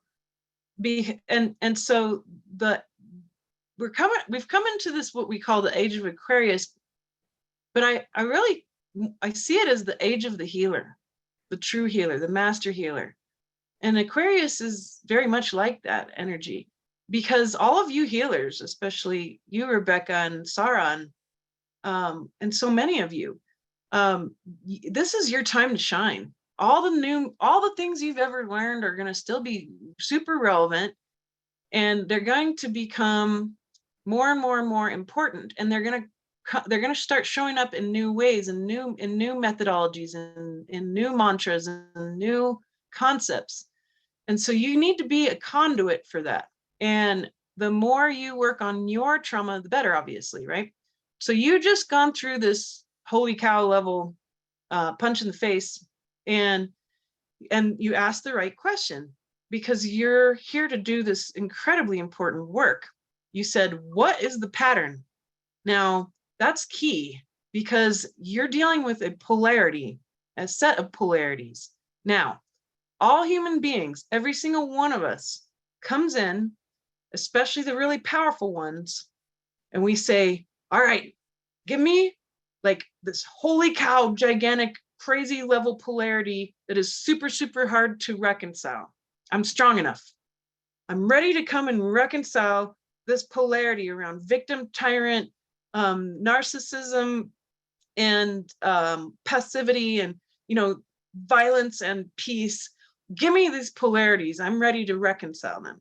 You see, in consciousness, the way that we move ahead, and we create a balance in the asymmetry, is we have to constantly notice the polarities, these literal polarities that show up. You know, the most common ones are the victim, tyrant, scarcity, abundance, and arrogance and worthlessness. Those are the most common three. And you also came in through the satanic ritual abuse stuff, which I'm an expert at unraveling all that. But that's the polarity of good and evil, right? And so these polarities are important because they have to be understood fully. You came in, and it's from your vantage point, you've been holding the line on the other side called victim, but you know from your past lives, from your soul memory, what tyrant feels like too. And the way we reconcile polarities is you have to find the middle way. You have to find the middle way out of the polarity through compassion, one way or another. And so, you know, logically, that all tyrants were usually victims, right? And that these are cycles. So all polarities work in cycles too. But if you want to take like this very high level vantage point to approach what you've been through, it will help you to manage the new trauma you've had and the old stuff coming up, because there's patterns, and those are the polarity patterns. So if you can get really logical about it and name off as many polarities as you can that you've been experiencing, and they're the opposite side of it, you know, and it's not always the same. There's a lot of nuance around polarities. You know, everyone deals with polarities in a different way. For me, the good and evil stuff showed up mainly through demonic, angelic, me being plopped right in the middle of that war. And for you, it was the SRA stuff. So the key here, and for all of us, is to be very attentive to the polarities we've come in to deal with. So life recapitulation is really key in this. And you got to go with a fine-tooth comb through your life. Now there's a method to it. I'm I don't teach that, but my teacher does. If you go to Lucia Renee, I'll type it in. But if you go to her website and look at her offerings, she does life recapitulation, and that's one of the best things she's ever taught. And so she's my mysticism teacher, and she's still alive, so take advantage of it. Oops, sorry, I did it to Penny here. For everybody. So it's luciarenee.com. But life recapitulation in this case will help you. And then grab the book, The Marriage of Spirit. That's a methodology of how to deal with and how to reconcile polarities by Leslie Temple Thurston. And these two women, they've set us up for success when it comes to what you're talking about. So this is advanced. You're beyond beginner with this stuff. And the more you bring in what Lucia gives and what Leslie does, and you tie it into what you're doing in your work, absolutely. Now, as for the home piece, you need to be near nature, no matter what. And I think forever home will come, but not yet. Because you're one of these ladies who's going to be needed in certain places, and you're going to feel it. And you're going to feel it one day when Source God says, and Rebecca, I need you to go over here to this community and teach them how to do this. And they'll take care of you. And so the healers are going to experience a very different marketplace. It's not going to be so much based in money, but we will get our needs met. And that's how it always used to work. And that's how it will work again. And the leadership of the feminine will make sure that happens. So focus in on working with the feminine, because they're the ones who need to be the conduits of power. And then you'll be able to bring through healing for the masculine too, because the work around healing the relationship with the masculine is always going to be tied into the work of the feminine, right? So that's what I see. And keep up the good work. Recognize you're a conduit for new methods. And this trauma that you've gone through is simply showing you a really, really refined version of what has to be healed in you and in all consciousness. So, and these folks who are domestic violence abusers like that, these narcissistic folks, aren't going to last. They won't be held up by the community. They won't be protected by the community like you will be. So that's up to them. They're creating their own reality and their own hell. And they may end up asking for help. And when that happens, then your method's going to come to play. And people will know what to do. You have been so spot on in so many ways. And you actually answered a question right off the bat that I didn't verbalize, which was, I am a healer. I've been a healer for like 11, 12 years. And I wasn't sure whether that was going to carry through in terms of like me doing sessions or even doing group work, because I'm starting to speak and my topic is on forgiveness. Yeah. And so I'm like, well, I've gotten more opportunities, right, recently, because my mom and my brother and my sister sided with my abuser against me. And so that brought up a lot of stuff from childhood too, and probably past. Yeah. So you got an abandonment acceptance polarity there too. Betrayal. Betrayal. This is powerful stuff. And this is what's coming up for all these humans. So yes, absolutely. Take this as your true career. And this is your time. This is the golden age of the healer. This is for you. The other thing is, I've been told for years, many, many years, like 10 years, that from different people that I'm going to be creating my own healing modality. which has actually happened, because what I do now isn't very much like what I was trained in theta healing, and that was the foundation of what I do, but it's like evolved way beyond that, just from downloads that I get from the creators. This is exciting, and it's happening to many, many people. So it's going to be amazing to see all these new methods bloom and unfold for the benefit of all of us. Okay, super quick question. When I'm up speaking on stage, sharing my story, I'm creating a TEDx talk and some keynote speeches around all these topics. Can I beam that same theta healing type healing out as I'm speaking? Yeah. In fact, we naturally are going to offer a lot more through the 12 dimensions of the body than just what people hear through your voice. And just trust that that light and information will reach people the exact way it needs to, in the exact timing. Something you said during a talk like that, months, even years later, would pop into somebody's head at the exact right time, and then they'll be like, oh my gosh, that lady Rebecca said this. I believe that's true now, you know? So just trust that whatever you're offering from all dimensions of the true self and from your soul, that's what's going to reach people in the right way. Yeah. Thank you. Thank you, Elizabeth. Thank you, Alara. I love you. Awesome. Thank you, Rebecca. All right, Hi, one Catherine. more. Catherine. There she is. So my question kind of got twofold. I'm not sure if it really goes together, but you talk about being formless, and I guess I still don't understand what that really means. Is that a figurative? Is that literal? Are we changing our shapes? I, you were talking about being left behind, but I feel there's a lot of these concepts I'm very thirsty for, I'm very interested in, and I understand things intellectually, but I feel I can't, maybe it's a good thing I don't feel everybody's pain like they're expressing here, and I'm not feeling the changes of the earth and any of that. So I feel like I'm going to be left behind. So I guess, am I on the right spiritual path? I mean, I got you covered. I understand. So everything I say is absolutely literal. Everything I teach is literal. And formless has to do with, literally, when you look at the atomic structure of a person's body, you are very formless.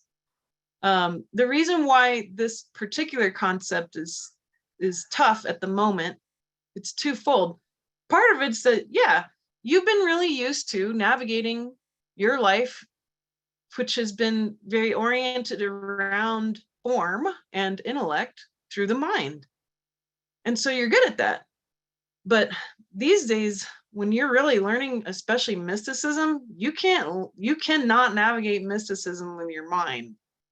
You have to navigate mystical concepts through the gut and the heart, and then your brain catches up. So what you're kind of running it a little backwards, and that's not your fault. We were taught, especially in academia, to do it from the head down. So now you're just kind of going to swap up ways of orienting yourself, and you got to get really good at talking to your heart and your gut, because you have three brains, and we've been taught and basically cut off from the other two brains. We've been told we only have one brain, and that's not true. Literally, it's not true. There are neurons in the heart and the gut. So we have three brains, and those three brains, they work together. And so we have been disassociated from those other two, and our brain mind in the head has been basically trying to do the job of three brains. So then we feel really confused. We do feel left behind when that happens. The fact is that if you're alive right now in a body, you are not left behind. The people who get left behind are the ones who are abusers and narcissists, and that's not you. So they get left behind because society doesn't want them. We don't want to deal with them. You're not going to be left behind. You're not being left behind. Everything you're doing is perfect. What I would do for you, what I would say is, when you look at the atomic structure of the feminine body, it technically is more formless. It has the ability to run more energy through it. Like if you put a woman on a low frequency electrical shock, it moves through the female body faster than it does the male body. So electrical shock actually hurts masculine bodies more than it hurts women's bodies. And in a female body, your body is capable of handling more pain than a masculine body. So if you've ever seen these like hilarious videos where a guy gets set up with a electromagnetic pulse that's supposed to mimic period pains, and they're like rolling around in agony, and it's so hilarious for us ladies because we're like, told you so. But actually, it's more painful for them because their bodies have more structure and more form and more muscle, and ours don't. So when we go through pain, it moves through our bodies and we can handle it better. We're built for it. And so you literally are a physical, better conduit. The other problem that you're having is that you've gone through more male lifetimes than female. And that happens. And so when people come into these female bodies, especially during big shifts, and they were used to, their soul was used to being in a more form-based body, the concepts of formlessness are just really foreign. And so, you know, those sorts of women will become very academic and scientific, and they're trying to move through with the mind and stuff that they would have done in an excellent way as a male. But all you have to do to help you balance all this out and how to learn how to do the whole, I'm going to learn from the gut and the heart and then let my brain catch up, is to talk to those two brains. So I literally talk to them and I ask them questions, but start with simple questions, right? So like, start with yes or no questions, and start with ones that you know the answer to already, right? So like if you have a pet that you love very much, or a grandchild, or a child, or a partner, or a friend that you love a lot, and you know you love them, then you can ask your heart, do I love, you know, my kitty cat? Well, the heart's going to say, oh, yes, yes, and you'll feel it. So you got to get to know how your heart and your gut talk to your body. In fact, the gut mind and the heart mind send more signals to the brain than the brain does to the rest of the body. And so those signals, you just got to get used to listening to them and paying attention to them and knowing what they are. So then you ask your gut, do I love my kitty cat? And the gut's going to say, yeah, I totally love the kitty. And you're going to feel the difference. And then you got to get a no question, right? Like, do I like to eat rocks? And the heart and the gut are going to be like, that's ridiculous. And you're going to feel it. They'll cinch up, right? So usually, commonly, people, and this takes practice, some people are really, really cut off and they're like, I don't feel anything. But the heart will feel open and warm when it says yes.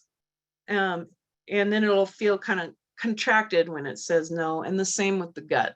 And sometimes there's just no answer. Like the gut's like, meh, it's not relevant to me. Because the way the brain mind is that it's good at logic, it's good at pros and cons, and it's good at transactions. So, you know, you remember when your neighbor owes you a cup of sugar. Your brain was good at that. Now it's terrible at memory, actually. The seat of memory is not your brain. The seat of memory is your heart, because your heart doesn't regenerate. So your heart has been with you since the very, very, very moment it began to beat. That heart has been with you and remembers every detail of your life neutrally. The brain erases stuff.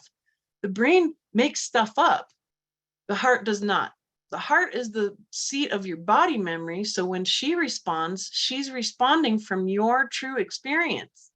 And if she doesn't have experience with something like formlessness, then she's going to be like, I don't know. This is kind of weird. Like, what does she mean we're formless? Because it just doesn't have experience with that. The gut is all about survival in harmony with nature. So when we say, you know, I have a bad gut feeling about that, it's usually around survival. And so the gut will tell you, don't go into that restaurant. Like, you got a bad gut feeling, because it knows that something's wrong, and we feel that. And that's the gut mind talking. So you just got to get used to using these other two and working with them more by asking more questions of them. And then, you know, trust yourself. Part of your problem is that you don't trust yourself. You know, you really want to trust what I'm saying, because you can tell that I'm telling the truth. But you don't trust yourself. So I'm not worried about you trusting me.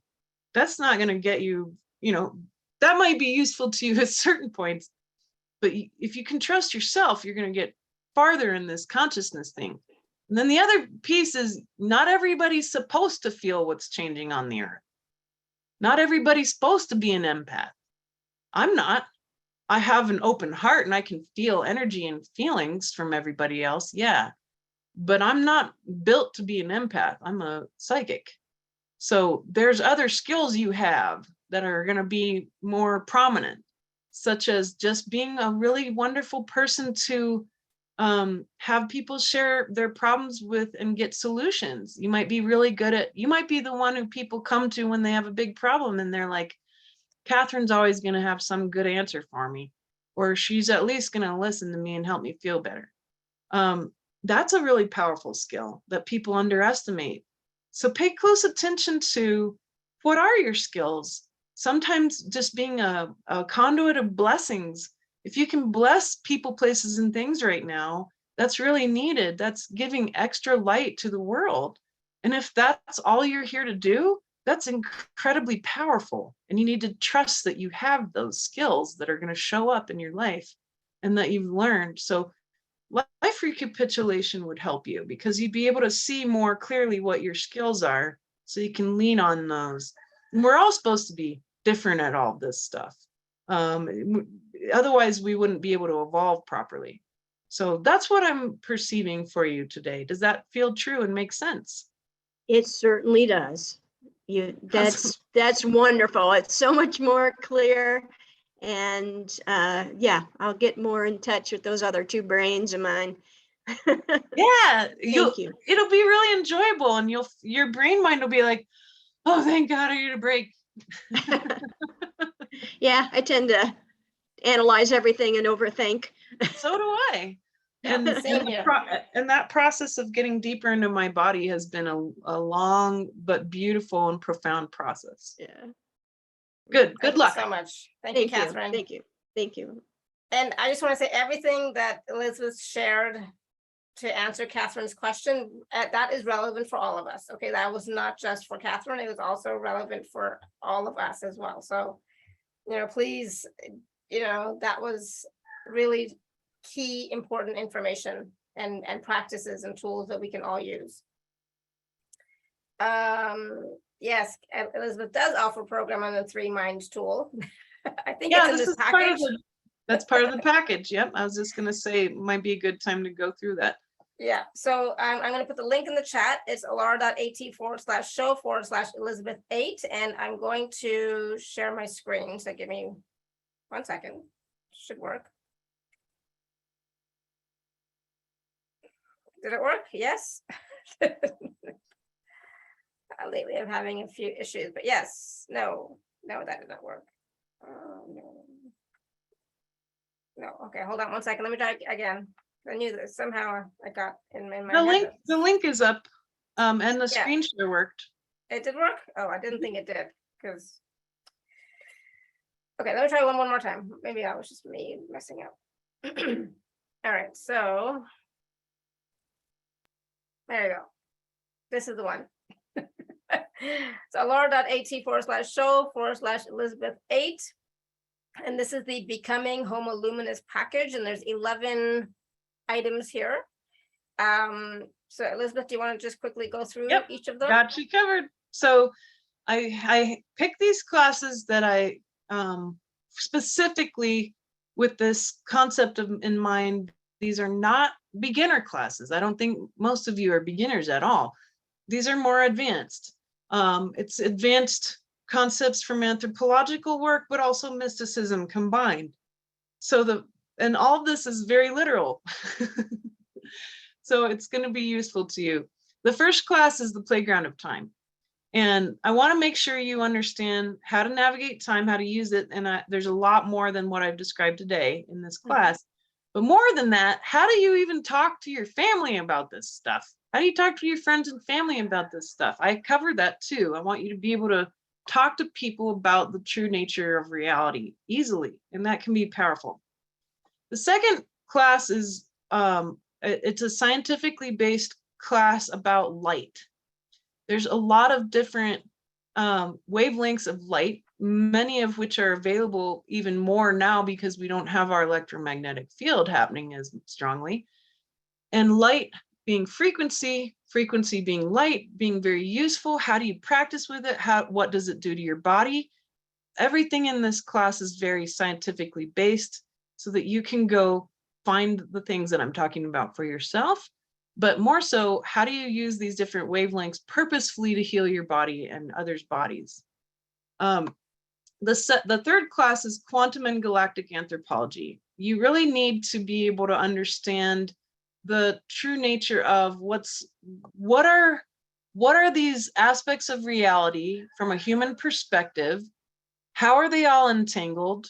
And how does quantum physics work to affect human consciousness, and how do we affect the quantum field? How exactly does that work?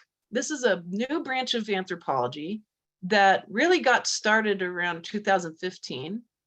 And there's lots of other quantum and galactic anthropologists, not just me. But more than that, what is the place and space that we're in, and how exactly can you understand it? How is that useful to you in your daily life?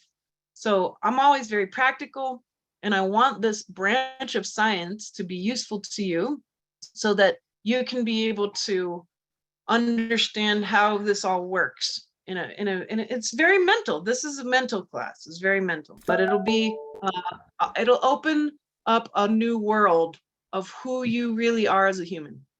The fourth class is dissolving cultural conditioning. One of the biggest things that blocks people is that they've been conditioned, right? They've been culturally conditioned into specific patterns and structures. Well, especially now, it's really important that you dissolve as much of that as you can that's not going to be useful to you in these coming times. So how do you dissolve that? Well, there's very clear scientific, anthropological, and mysticism-based techniques to do that.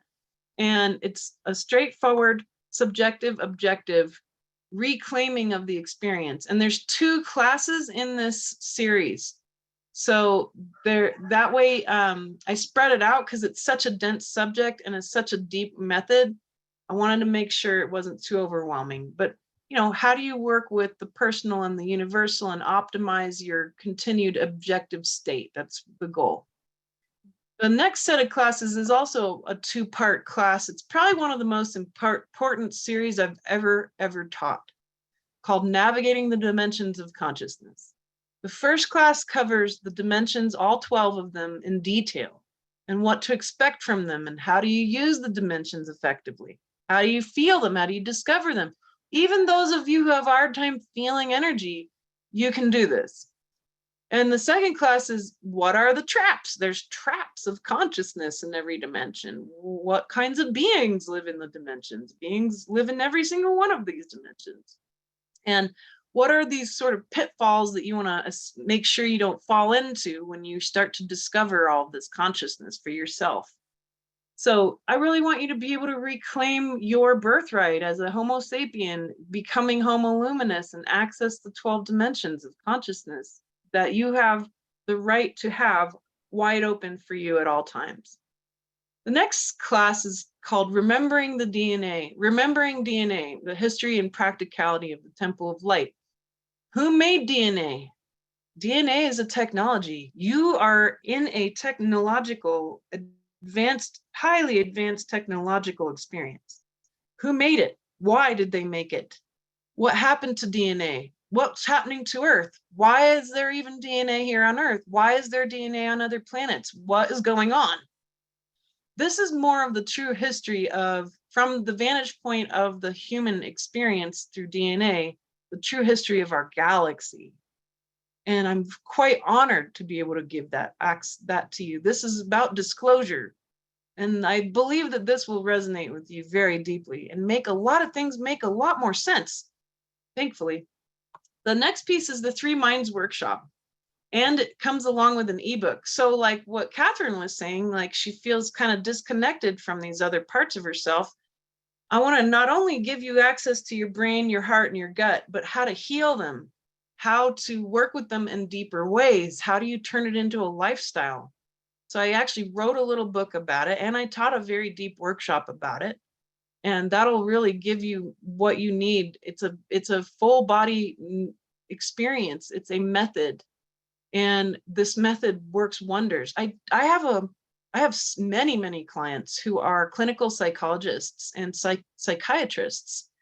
And they come to me, and I get the opportunity to teach them all these techniques. And I have got the best feedback from that world of the science of psychology and neurology. I've had the best feedback. They said that my techniques have been working for them and their clients better than almost anything they've learned. And that I am blown away by that, but I'm just so honored that they're experimenting with them in their clinical settings and it's working. And that's just so awesome to me. So I think that'll work for you too. And then that all turns into fully 11 classes altogether in this package. But if you sign up with my community, and any package you sign up for, you get automatically put onto the email list. Or if you'd like to just join me via my site, then you get access to, and this is sort of a bonus for buying the package too, I do a community call every month, unless something bad happens and I have to skip it. But usually we're able to meet for 2 hours and I answer as many questions as I can, and any question goes. So it's a really nice way to talk about what's personally happening to us, how it connects to the greater, bigger sort of ship of humanity and the universal self. And then lastly, just for fun, I always like to add bonus music from my husband. He goes by the music name Bioluminescent Music. And I love his music. It's deeply meditative and healing, a big expansive music. And I want you to be able to have some fun with that. It's nourishing. I love music. I think it's one of the ways we're going to help heal the world.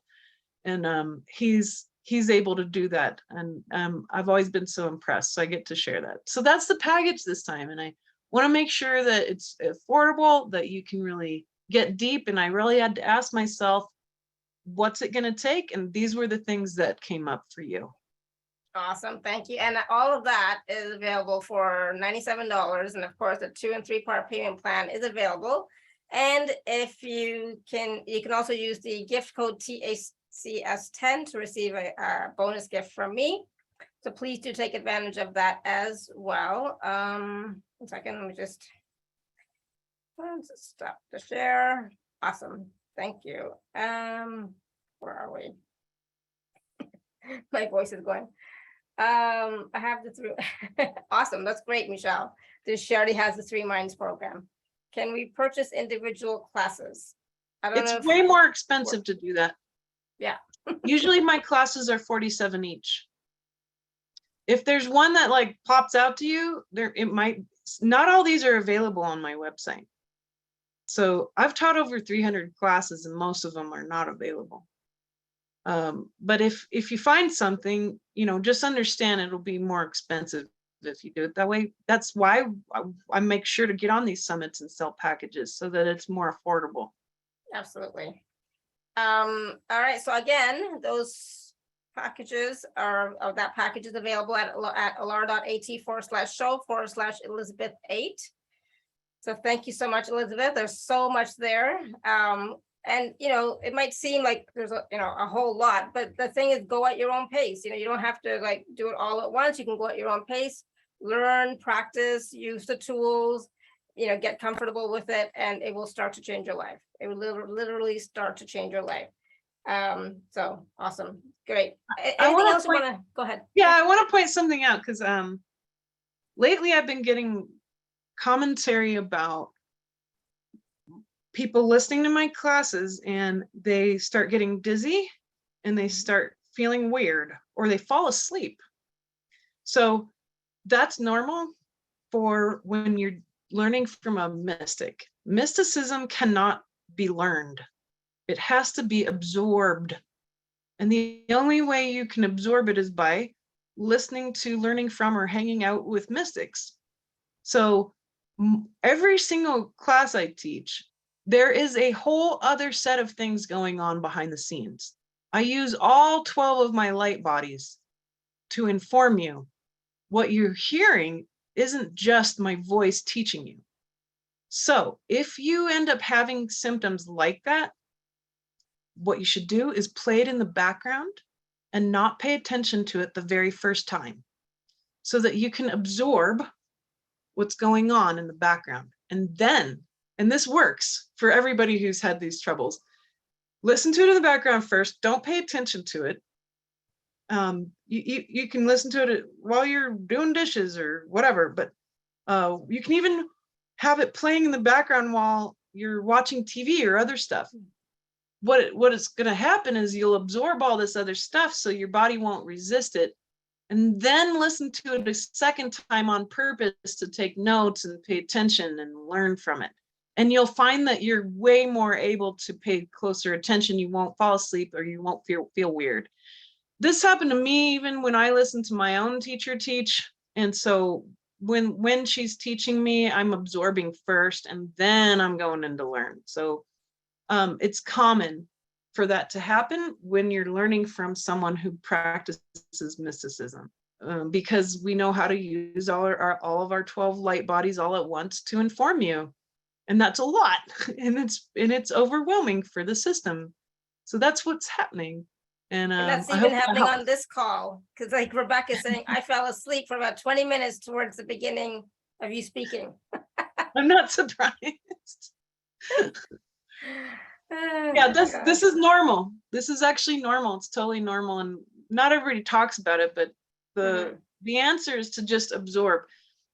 Your brain shut off because like, I can't handle this, and then your body was absorbing it, and then when you go back and listen to it again, it won't feel so bad. It won't feel so overwhelming.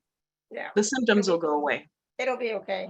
And Yes. Kathy says, thank you for telling us this. I've been dizzy for weeks since signing up for your class. There you go. Now you know. Now you know. It's all good. Not to worry. But yeah, just, you don't always have to listen, pay attention, and try and get everything consciously, because you're already receiving everything at the unconscious level anyways, right? But Yeah. our brain wants to try and figure it out and put it into boxes and put it into compartments, and and that's what is making you tired. Absolutely. That's what I think anyways. Yeah, and the body resists it because it's like, this is like 12 dimensions of stuff. There's a lot. Yeah, exactly. Wonderful. Thank you for sharing that, Elizabeth. Absolutely. Anything else? I know we went overboard. Over Oh, time, no, it's I think it's great. And no, I don't really have anything else except just this reminder, don't let this whole human hate program stuff run the show for you. When you and pay close attention to this, and you'll see it everywhere. This whole idea that humans are a scourge on the earth, or a virus, or a cancer, and that we all should go, and all these terrible things. Don't let that affect you. That's all lies, and it's not true. And you are a creator being, and you're important, and you're vital. When one human goes missing prematurely off Indra's net, the gaping hole that is left is very difficult to close. So your presence, no matter what you do, you don't have to be doing the stuff that I do, but in these classes, when you receive this information, you're going to be able to learn very specific things that are really practical and easy. I do not teach things that are difficult. I teach stuff that's easy, because otherwise we can't do it. We've got lives, it's tough.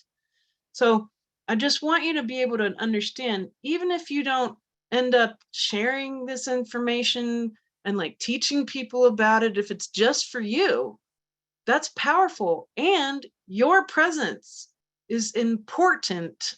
It's key to making sure this giant ship called Homo sapiens sails correctly into the inevitable experience of Homo Luminous. So I want you to understand how key and important you are, and to drop all of that self-hatred, to drop this idea that you aren't valuable or important. That's all part of that human hate program. We've been programmed to believe that, and drop it. drop it. Be willing to feel the truth that I'm saying, that you are a powerful 12-dimensional creator being meant to help all beings on this planet, animals, plants, and Gaia, move forward into something that we were meant to experience from the beginning, and we will reclaim that. That's the job. Beautiful, powerful. Thank you so much. Woo, what a call, right? Wasn't that amazing? Wow, thank you so much. Yeah, thank you, Elizabeth. And thank you everybody for all your questions, whether you spoke or you put in the chat. Thank you, thank you, thank you for being present here with us and receiving all of this information and wisdom and energies and frequencies. You know, you're receiving all of that, so please do. And because, you know, because it was so much, please take a moment and drink some water, go outside, ground. If there's still sunlight out, get some sun. If there's moonlight out, like for me now, get some moonlight. Just, you know, take a few deep breaths so you can continue to integrate all of the wisdom and energies and frequencies. Okay. So thank you so much, everyone. Take advantage of Elizabeth's package. That's available at alara.at/show/Elizabeth8. And again, thank you so much, Elizabeth. This was wonderful. We will talk soon. Thank you, everyone. Absolutely. Bye for now. Until next time, may you continue to be blessed with an abundance of joy, peace, love, happiness, prosperity, and radiant health. Much love and blessings. Bye. Bye, everyone.